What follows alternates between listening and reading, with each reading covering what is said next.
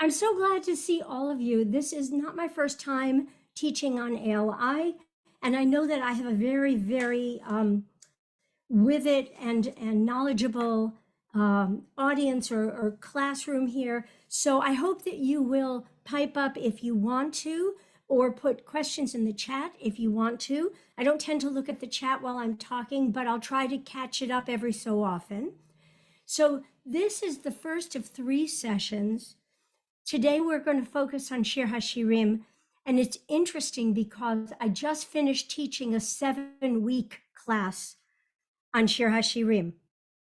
So today I'm going to try to condense about 7 weeks worth of information into a little over an hour, and I'll be happy to stick around at the end for anybody who has any questions or who wants to talk. There's going to be a lot of music in this presentation, so I hope everybody will enjoy that, because you cannot talk about Shir HaShirim without being reminded over and over and over again about all the different musical pieces that have come out of it. From this text, which is maybe as old as 3,000 years, right? For a very, very long time.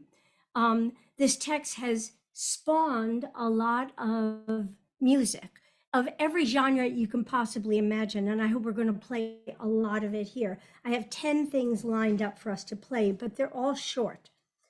So the first thing is something that Rabbi Daniel talked about, which is where did this come from? When was Shir HaShirim composed?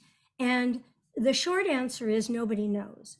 But the long answer is, if we think that it was composed either by Solomon or in the time of Solomon, then it was composed sometime in the 900s BCE. But it could have been composed as late as the 3rd century BCE because of some of the poetic allusions. And like a lot of things in the Torah, there's nothing that says that this wasn't put together from different sources. So Shir HaShirim is 8 chapters, and you can look at it in several different ways. You can see it as one entire unit. These 8 chapters are one thing, in which case they are a long love poem, erotic poetry that goes back and forth between a maiden and her young man, and makes allusions to Solomon or to the king, but in many ways it doesn't have to be about Solomon. Or you can see that this is 8 chapters. That means 8 separate love poems, that each one was constructed separately, and that somebody stitched them all together, decided upon an order, put them together, and laid them out for us. And those are 2 ways of looking at this. Another way of thinking about it is that Shir HaShirim is one long allegorical poem, which is really that was the point of Rabbi David Levine's talk on cancel culture, on this notion that there are some texts in our Tanakh that it's hard to see why they're there. Esther is obvious. There's no mention of God in any of Esther. There's no mention of God in Shir HaShirim. So that's why the commentators come to make those allusions and to put us back in the framework of relating Shir HaShirim specifically to a relationship between Israel and God. But all of those commentators come way, way, way late, right? Even if we look at the earliest of all the commentators, there's a brief comment by Rabbi Akiva, who is 1st century BCE. And he says that you shouldn't use Shir HaShirim frivolously. You should not be using Shir HaShirim in celebrations. So for somebody to put down an order like that, for somebody to make a pronouncement that you're not supposed to use Shir HaShirim in celebrations, what does that imply? it implies that everybody was using it in celebrations, and somebody had to put a stop to that. Because if it is sacred text, we shouldn't be using it for making whoopee, you know? So that the very fact that somebody feels it necessary to say this is serious business means that people were treating Shir HaShirim like what it was, which is erotic, beautiful love poetry. And then later we get the Targum, the Aramaic translation, which gives us a completely different way of looking at Shir HaShirim. And just so that we can sort of hear a little bit of something, I wanted to play you 2 clips of music first. So even before we look at the text, I'm going to share my screen with you, and I'm going to play 2 different clips of music. This one is by Ofra Hazzan, famous Israeli singer. And it's just the way in which she sings this is very funny. So, I mean, it was funny to me. I shouldn't say that, but here we go.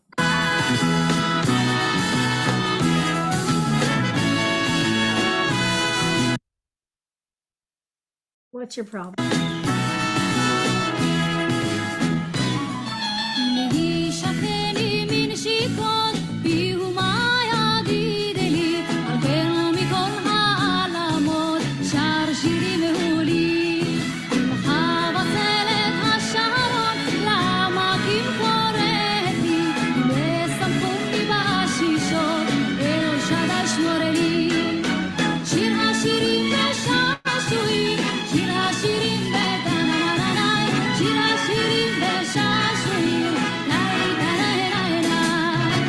Okay, so I wasn't kidding when I said I have a lot of things, and I don't want to keep playing them. So here's a very different one that you'll hear from a Hazzan Yehoram Gaon, and you're going to hear 3 languages, well, 2 languages.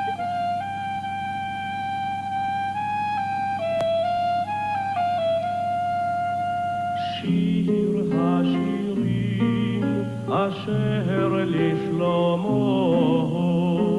Cantar de los cantares que a Shelomo Ishakeni min shikot pihu Ki tovim dodecha miyayin Lereach shemanecha tovim Shemen turak shemecha algen alamot ahevucha. Okay, so we have 2 very different beginnings to the book. 2 very different attitudes. And the Ofra Hazzan one, there's another video of her doing it with like a pinball machine behind her. It's just bizarre. I think it's so much fun that people have taken the pieces of this and done so many different musical renditions of it. So now we're going to look at the text a little bit. We're going to go sort of quickly because, as I said, you could spend an awful lot of time on this. So what is Shir HaShirim? Shir HaShirim is love poetry, and the speaker is either the maid, the maiden, or her beloved, the young man. So they go back and forth. They talk to each other. They talk about each other. And every so often, occasionally, there's the voice of a narrator. There's like some anonymous other third voice. In a couple of situations, the girls, the maidens who are friends with our maid, talk to her and say, "Where is he? Where's your beloved?" And she answers them. So there's dialogue and there is reverie. What was interesting to me when Rabbi Daniel was talking about the book of Esther, he brought in the Septuagint. The Septuagint gives you a very different way of looking at book of Esther. It translates it differently.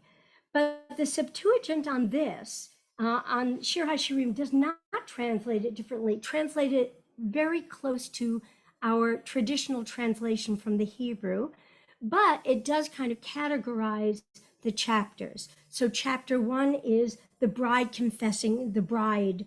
Achoti kala, the language that's used often is my sister bride. Achoti kala.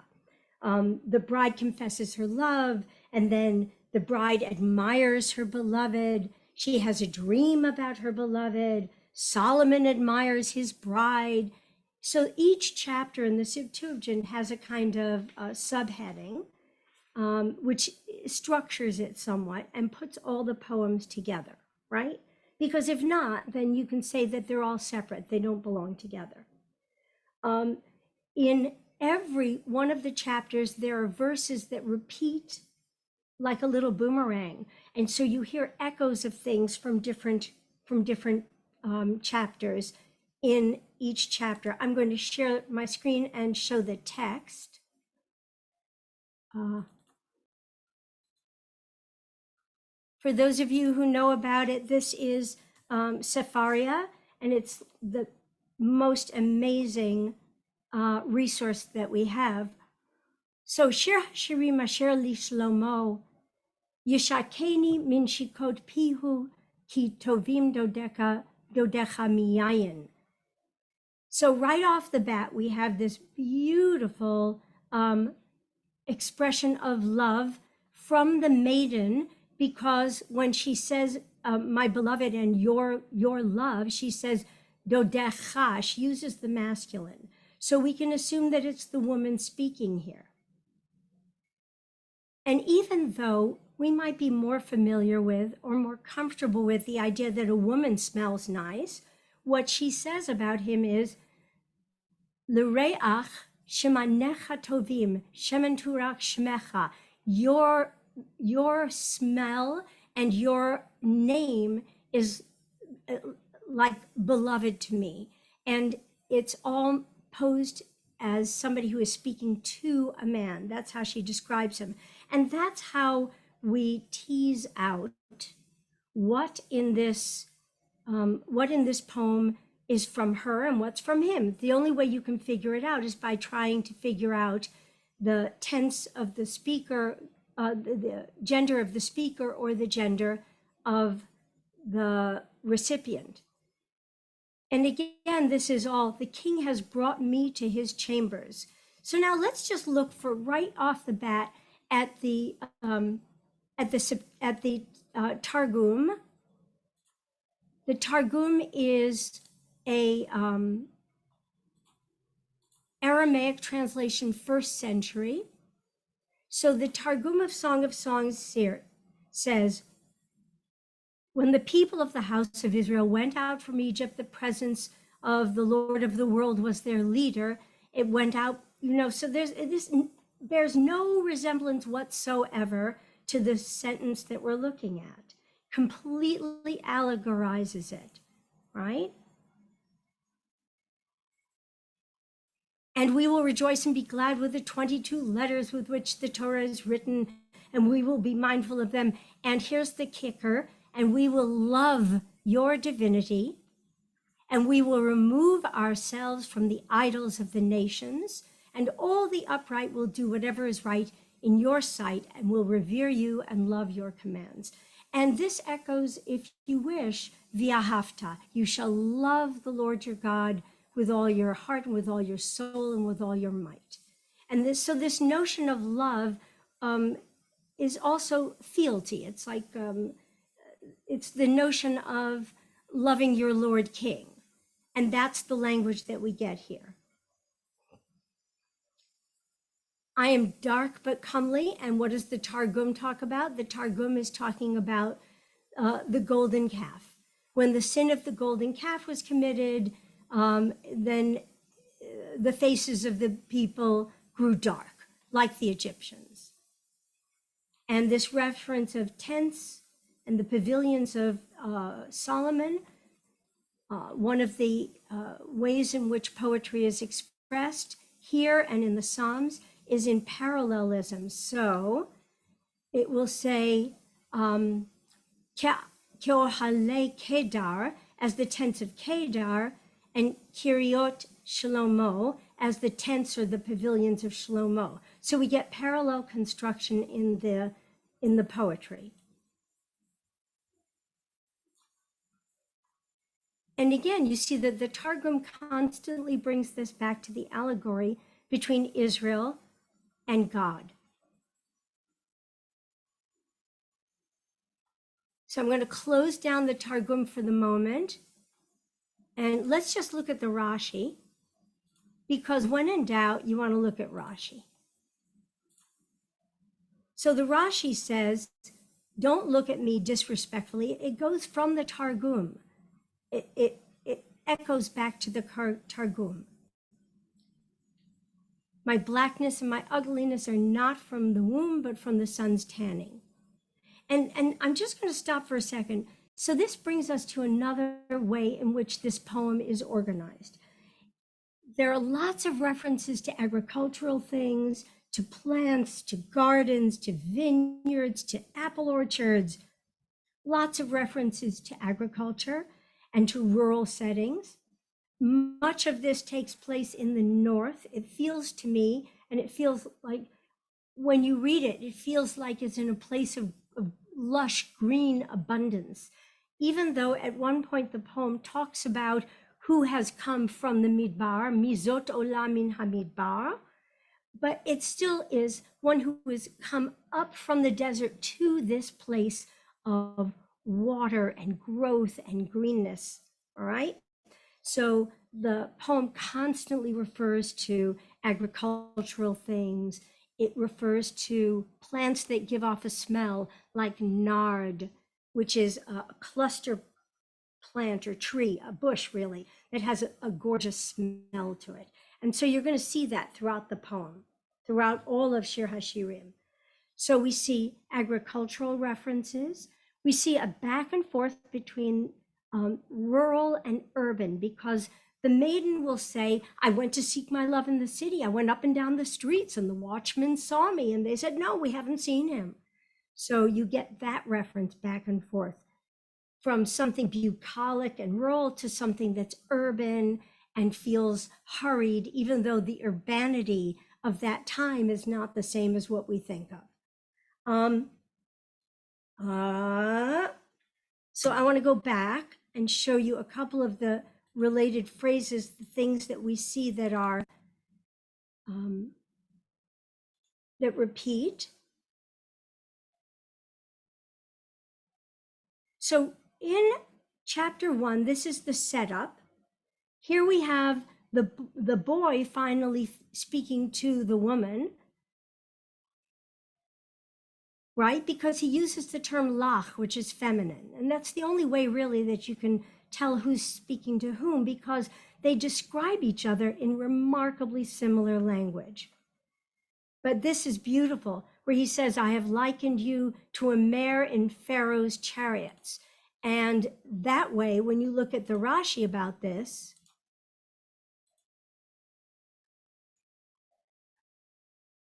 the lamed, the lissusati, as a mare or like a mare.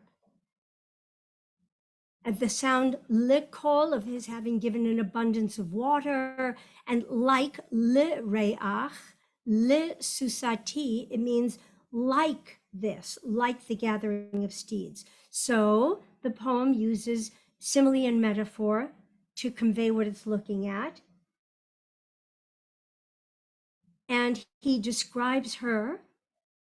He describes her beautiful neck with strings of jewelry, and he says, we're going to add to that. And now, while the king was at his couch or table, near D, my nard, that's a plant with like berries, clustered plant. And my beloved, this is the girl again speaking, my beloved is like a bag of myrrh, like perfume stuff, like a potpourri. She's talking about dangling a little sack of something sweet smelling between her breasts. And that's what she equates him to. So now I want to go to chapter 2 because I want us to see some of the very, very famous things. Ani havatzelet hasharon shoshanat ha'amalkim. Like a rose of Sharon, a lily of the valleys. Again, you see parallel construction. But right here, too, are a lot of the very famous things that we know from song. And I wanted to point out this one. I adjure you, O maidens of Jerusalem, by gazelles or by hinds of the field, do not wake or rouse love until it please. Don't get him all worked up. I'm not ready, or he's not ready, or we're not ready. But what's really interesting about this phrase is that it repeats over and over and over again. It's going to repeat, let me think, I have so many examples of it. I'll show you one. There's our famous Kol Dodi Hineza Ba. So it's time for us to share a little music. I have to stop sharing in order to share my screen so that I can find the piece of music. So this is a very lyrical Kol Dodi. And after it, we have one that's more upbeat.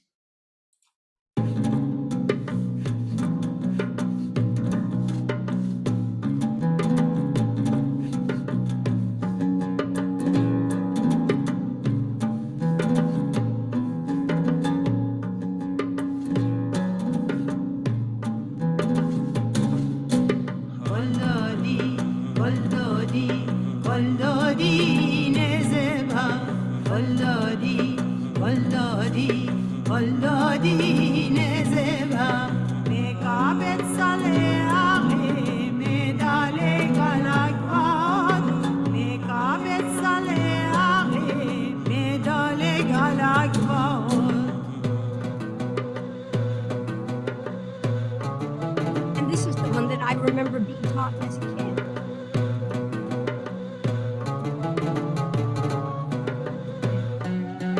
So here's another example, a very different feeling, same text.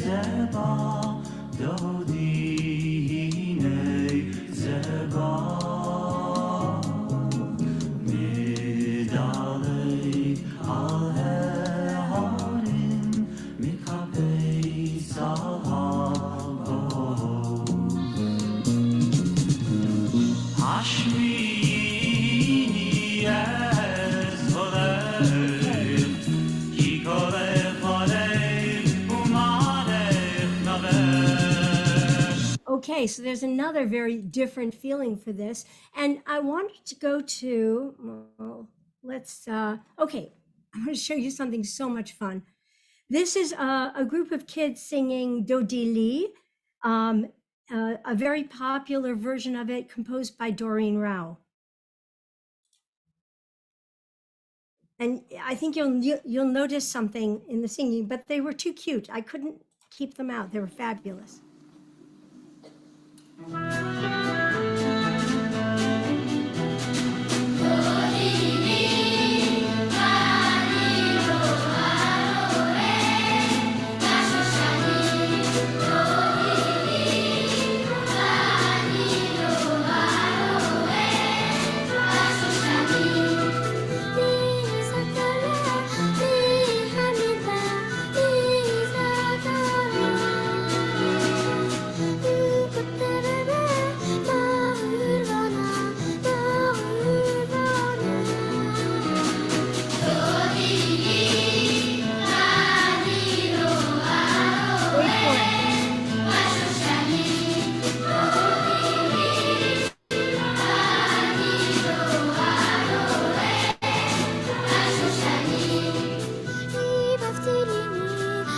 So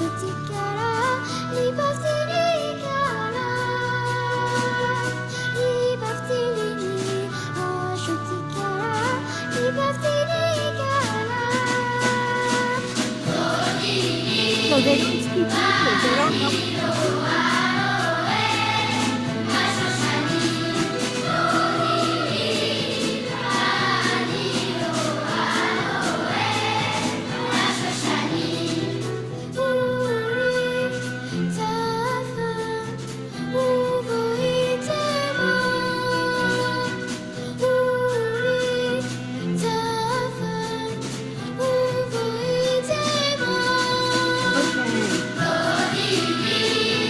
So who spotted the pronunciation? Achoti came out Ashoti, Achokiti, because they're reading a transliteration. This is not an Israeli group or even an American Jewish group. This is a group from somewhere where they don't know what the Hebrew is supposed to sound like.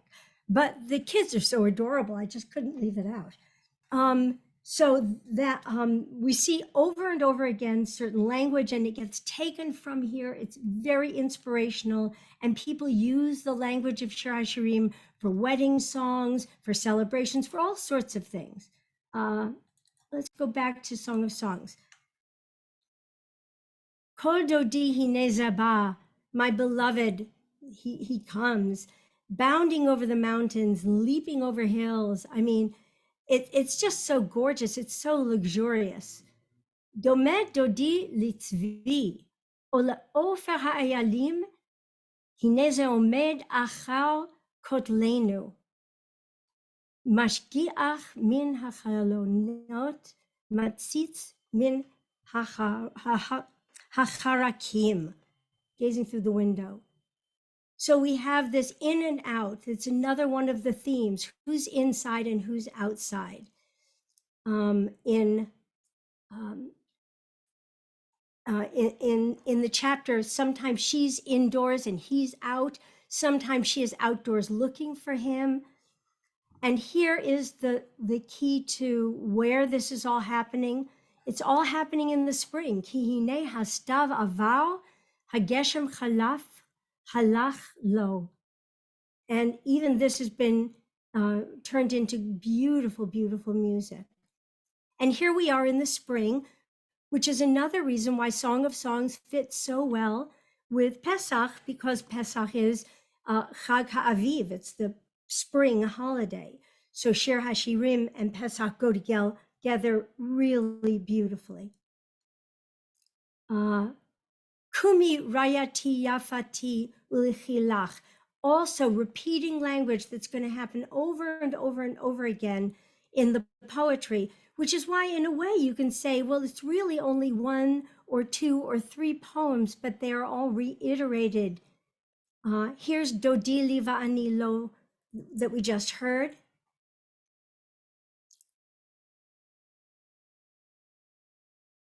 So now, this is the bride dreaming. She's thinking about him. Chapter 3 is mostly this, where she says, now I have to get up and roam the streets of the town. I have to go find him. And the watchman patrol, have you seen the one I love? What's interesting about this is, no, that's not what I want. I want the Targum.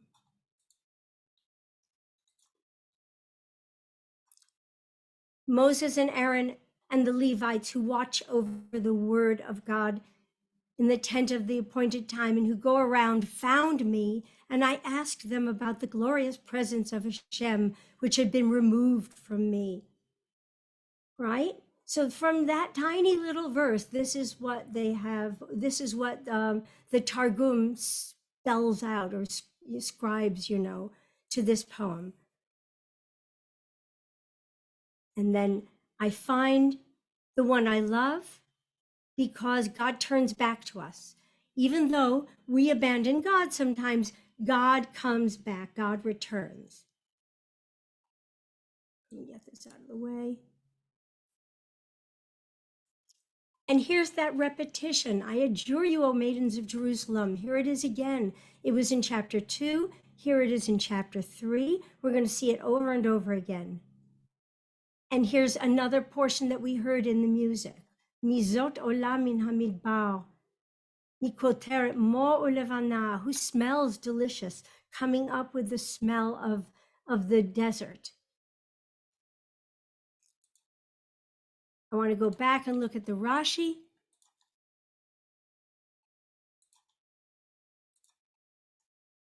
So the bed of Shlomo is the tent of meeting. This is how we justify keeping this in the canon of literature. It can't just be erotic poetry. That's not enough to make it, I just want to keep it. And this is all about the temple and the preservation of the temple surrounding the tabernacle of the law. And every time the poem speaks about King Solomon's bed or King Solomon's house or King Solomon's whatever, it's referring to the tent of meeting, according to the Rashi. So there's a really wonderful, I want to find it for you.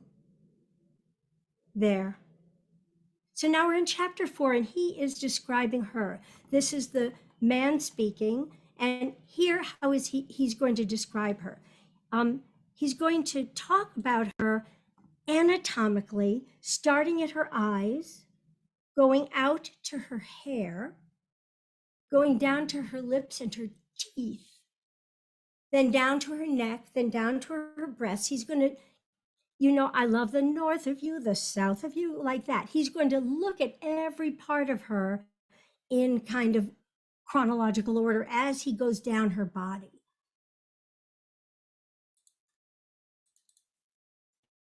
Your eyes are like doves, inayach yonim, behind your veil. Your hair is like a flock of goats streaming down Mount Gilead. It's hard to imagine what that means or what it intends to mean, but what it could mean is that she has curly hair and it tumbles down over her shoulders. But this is my very, very favorite.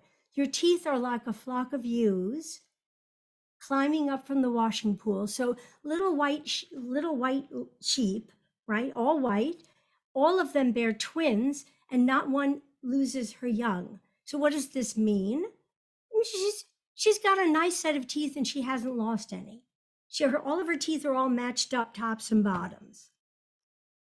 Now he's going to look at her lips like a crimson thread. Your mouth is lovely. And then your brow. And honestly, I have sought for many, many decades to figure out why a pomegranate split open is somehow going to be her forehead. I'm not sure. But a pomegranate always relates to the mitzvot. So when we look at Rashi, Rashi's going to say, your speech, your cheeks. In the language of the Talmud, the pomegranate of the face, like you split a pomegranate open and it's the two cheeks, red and round. Praise in the terms of a woman's beauty. See, Rashi is acknowledging that this is the metaphor that we're using. We're using the terms of how a woman might be described, but the allegory is that even Israel, even in the worst of times, Israel is beautiful if it follows the mitzvot. And now your neck is like the Tower of David, built to hold weapons, right? And all of this really reminds us of some sort of medieval castle or of the Palace of Solomon, the tent of meeting, the temple that Solomon built with so many different protectors around it. So now what do you think, if we're talking allegorically, to what do the two breasts refer? Your breasts are like two fawns, twins of a gazelle, browsing among the lilies. How are they going to allegorize that? What is it going to refer to? Any ideas? You can unmute if you have a thought. Mountains. Yeah, mountains. Okay, mountains like Hermon and Tavor, maybe. I don't know. Who's got another idea? Who are the twin pillars of Jewish observance? Who are the twin symbols of Judaism? Moshe Yaharon. So her breasts are these two twin things, and the commentary, the Targum will show us that it means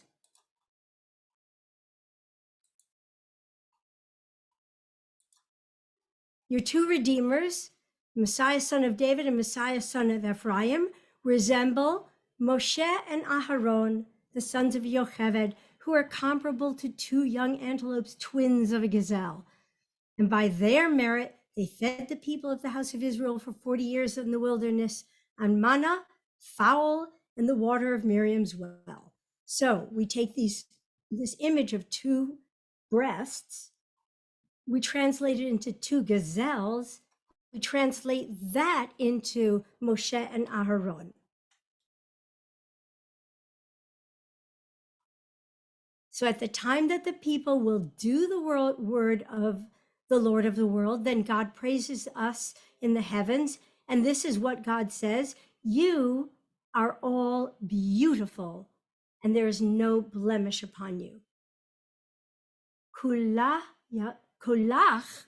yafa rayati, umum ein bach. There is no blemish within you.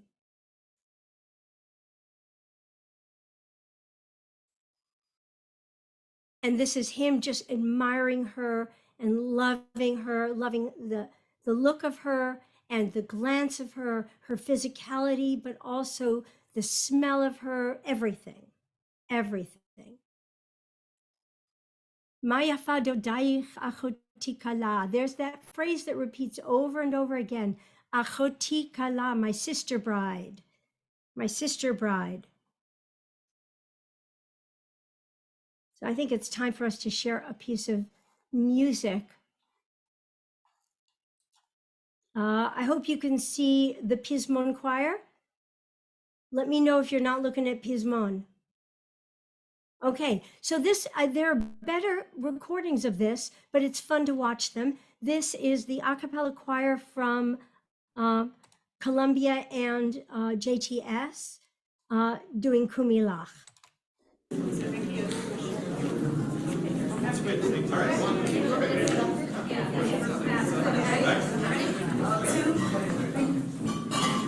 Kumilach, kumilach, rayati, ulechila, ine astara, hageshem halach, halachnu, hanitzani.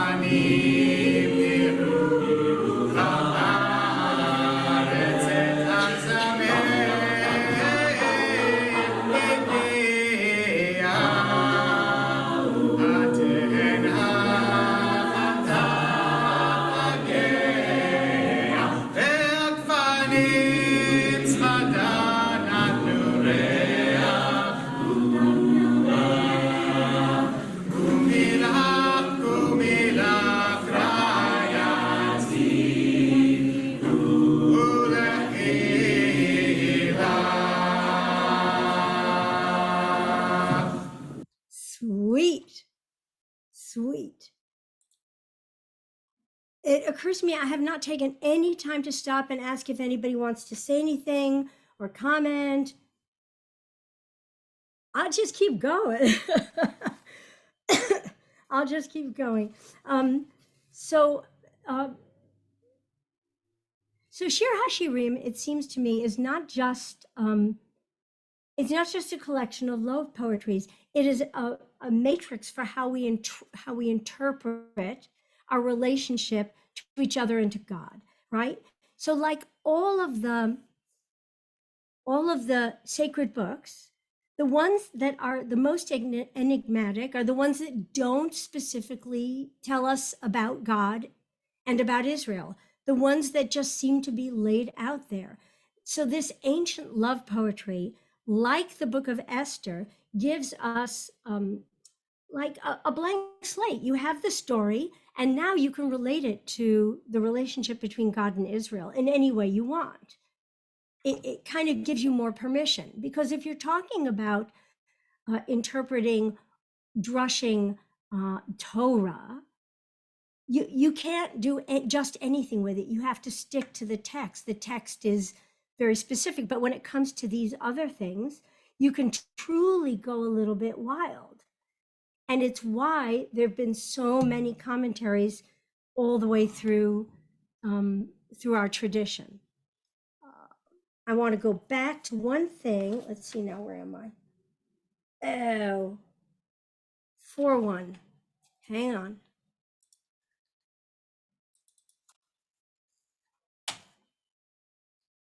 Oh, well, let's do one more really fast. This is in Sena Urena Benot Zion. So it was written, it's in the, I want to find it so I can show it to you. Sena Urena.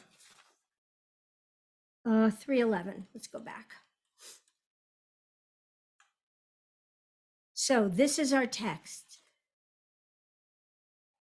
Maidens of Zion, Sena or Enna, go forth and look, Benot Zion, Bamelech Shlomo, Ba'atara she'itra lo imo, B'yom chatunato, U'v'yom simchat libo, Sena or Enna. So I'm going to play for you a version of it that was written by the famous composer Yehezkel Braun, and sung by a choir called Nashira. Oh, I'm going to go back.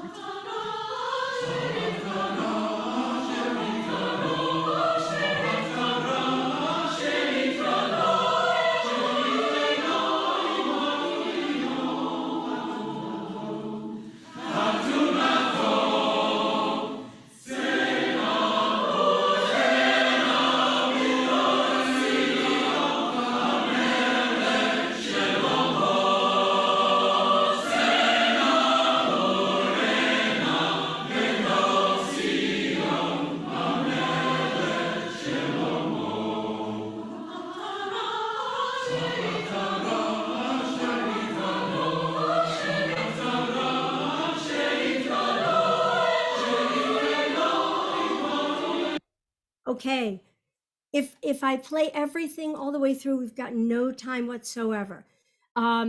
So another very famous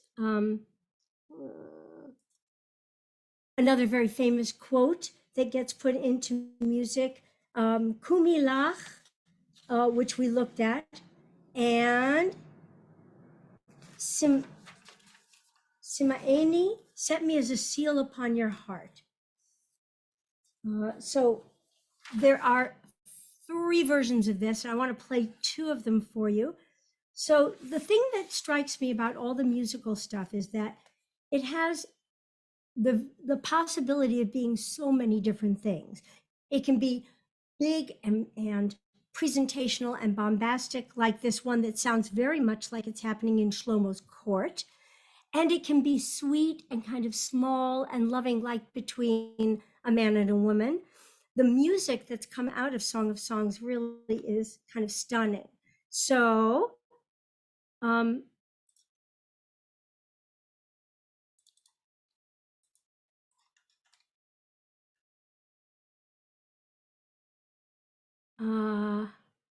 This is in chapter 5.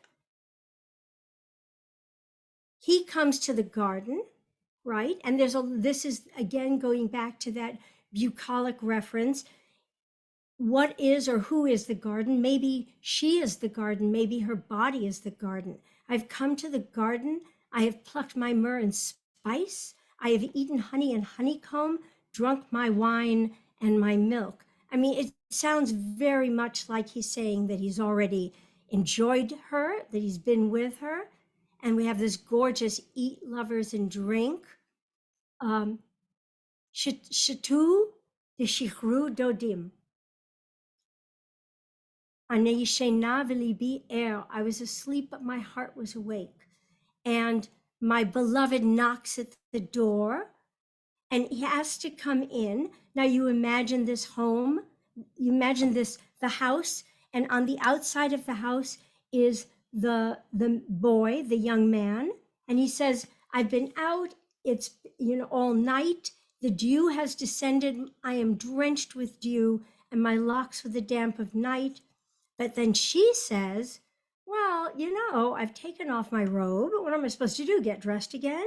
I bathed my feet. Am I supposed to go now and walk about again? And she goes to the door. My beloved took his hand off the latch. And my heart was stirred for him. And she rises, she goes to let him in. And up, I open the door for my beloved, but he has turned and gone. And this is this repeating theme of longing and wanting, coming close and then dividing. They come together, they hold each other. She says, would that his left arm was beneath my head and his right was holding me around the waist. But they keep coming together and then going apart again. And there she is again. This is again this theme of going through the town and looking for him. I want to go to the 7th. This is a very interesting chapter, chapter 7. Shuvi, Shuvi, Hashulamit. Go back, O maid of Shulem. Shuvi, Shuvi, Menechazebach. Go back that we may gaze upon you, and then will you gaze at the Shulamite in the Machanayim dance. So again, it's one of those situations where the translation, the Targum, gets more interesting than anything. The Targum says, come back to us. Come back, O assembly of Israel, return to Jerusalem. If you think about this Machanayim dance, this dance of columns, 2 columns, Machanayim, to what might you be able to compare it? What else has a sense of 2 columns? Think Torah. Passover. That's- Torah, oh, but which specifically? I was thinking of a scroll Torah, the A scroll Torah, yeah. the icon. Yeah, exactly. But what else is happening? What are we going to read on Passover, 7th day? 7th chapter, think 7th day. What are we going to read on the 7th day of Pesach? We're going to read, somebody put it in the chat, I'm sure. Parting of the Red Sea, crossing of the Sea of Reeds. Exactly right. Thank you, Michelle. So we're going to read about the crossing of the Sea of Reeds. And if you open the scroll to that column, you'll see that it's composed in a way, it's written in a sense that's called brick on brick. 2 short phrases, 3 short phrases, 2 short phrases, 3 short phrases. And that if you squint, you can think that you can see 2 columns of things or of people marching through the Sea of Reeds. So we're in the 7th chapter. We're talking about crossing, about this dance of 2 columns, Machanayim, 2 different camps or 2 columns. And another thing that's in the text is this phrase, Ma yafu pa'amayich b'na'alayim bat nadiv hamukei yorachayich kimo halayim ma'aseh yedei aman. So this phrase just reminds me of something. Who's familiar with the tradition of reading Brach Dodi on Passover? See, sometimes we shoot ourselves in the foot.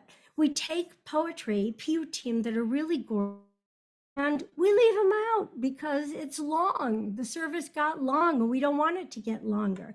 But there is a tradition of reading. I'm looking for my chumash, which of course is not next to me, for my prayer book.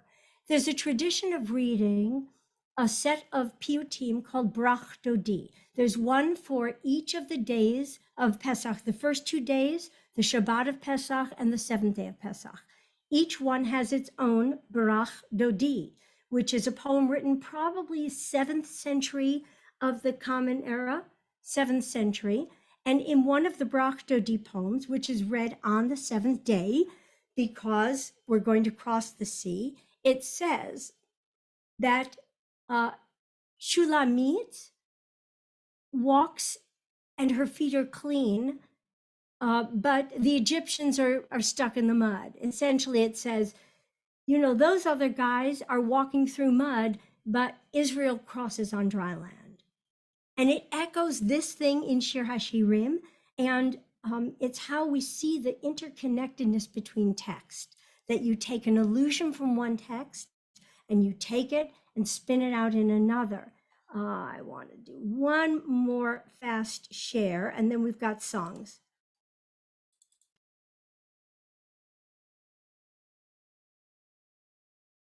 Your navel is like a round goblet. I mean, it's so gorgeous. And here we have the same thing again. Your breasts are like two fawns, twins of a gazelle. This is the next time we've seen it, this exact same description.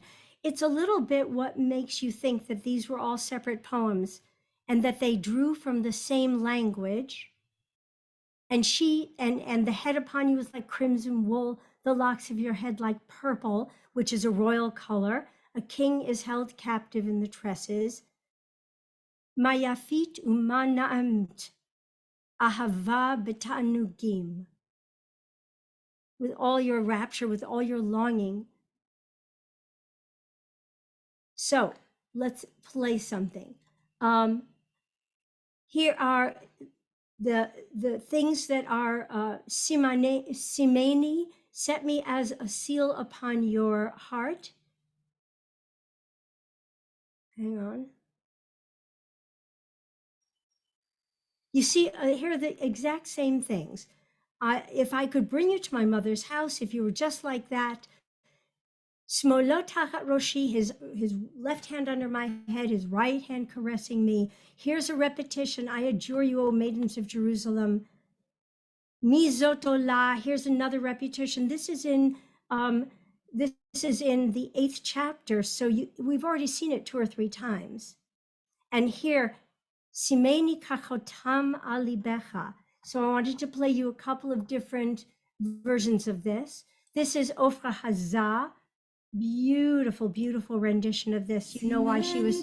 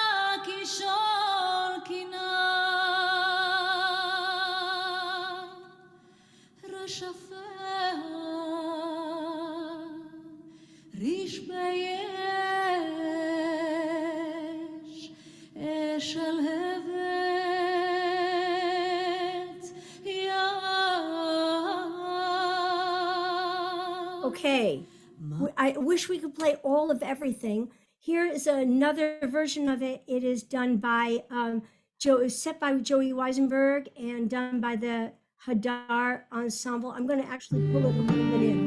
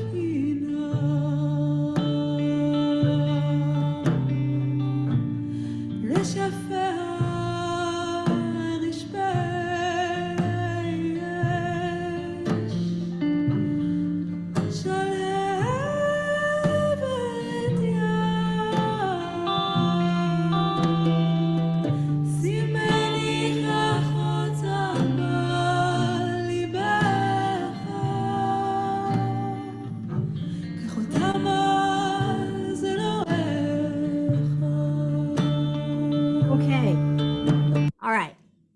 I really want to get in two more really fabulous ones. This one is interesting to me because as you watch it, you're going to see who's singing it. It's just knocked me out.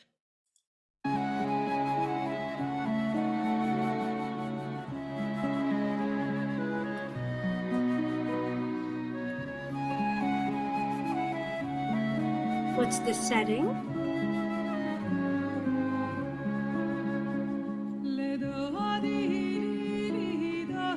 Yes, I love Hadar too.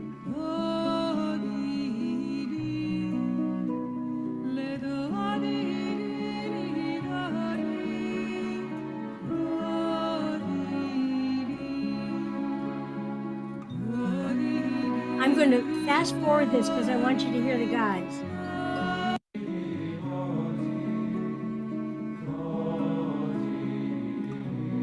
They are Benedictine monks.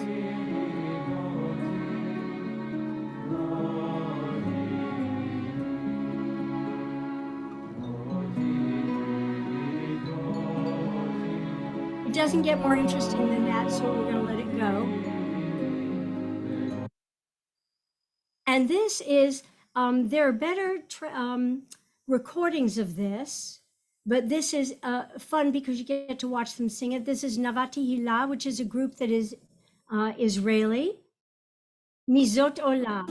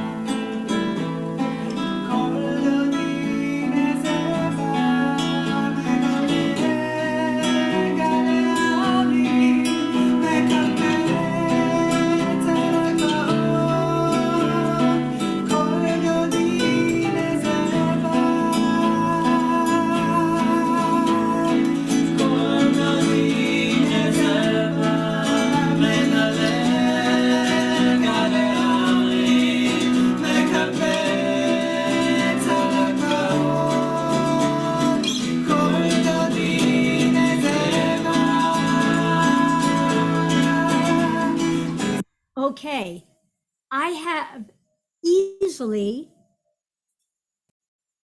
10 more, 15 more different clips, including some of a Moroccan chant of Song of Songs. If anybody wants to stick around, I'm happy to play it.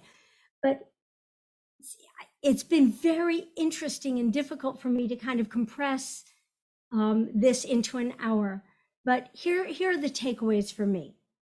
One, it's erotic love poetry. You can take any one of these and just say, it's just yummy, luscious, beautiful. Oh my gosh, touches you to your core love poetry. It is on its surface also a kind of paean to the bucolic love of Israel and the land. And, you know, it relates to a lot of different things. The sense of the land is all through these poems. The feeling of smells and the look of the land and everything, it's all over the place. And you can also do what we did with this in the 7 prior weeks, which is we took it apart and looked at it according to what's the pshat, what am I looking at? What's the drush? How can I interpret it? What's the remez? What does it suggest about something else? And is there a secret meaning to this? And that is the way that in the JTS,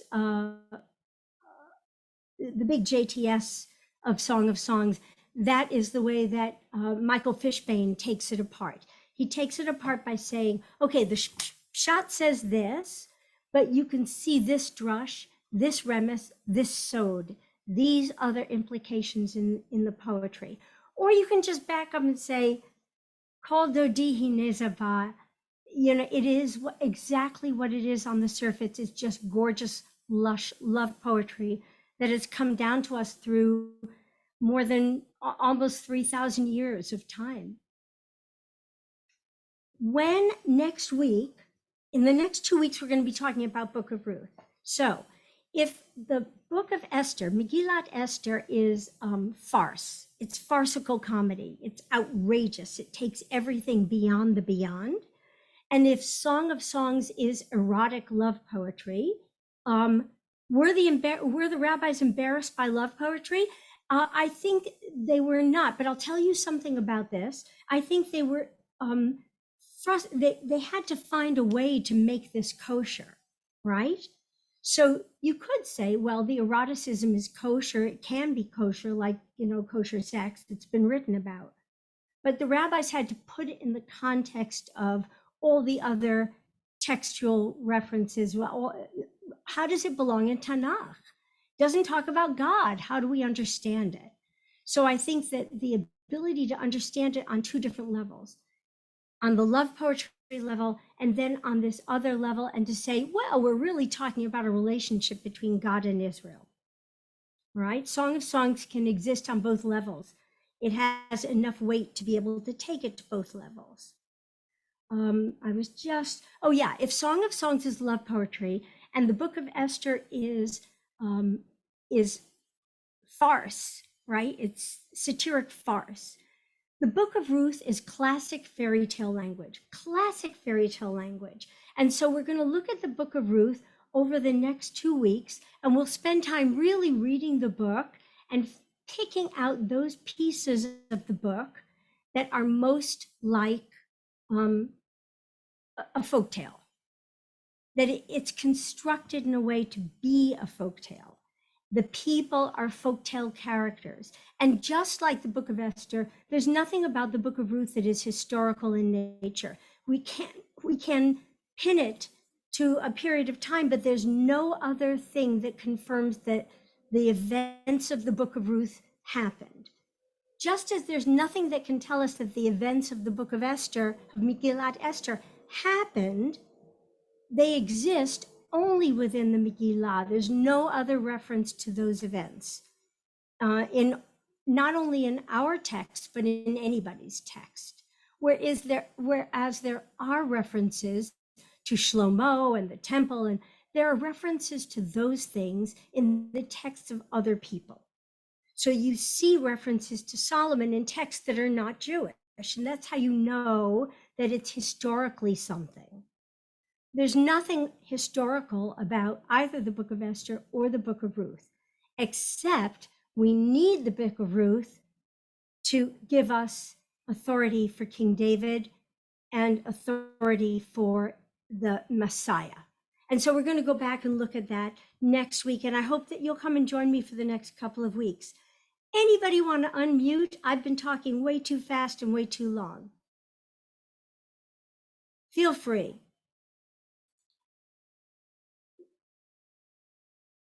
No, nothing?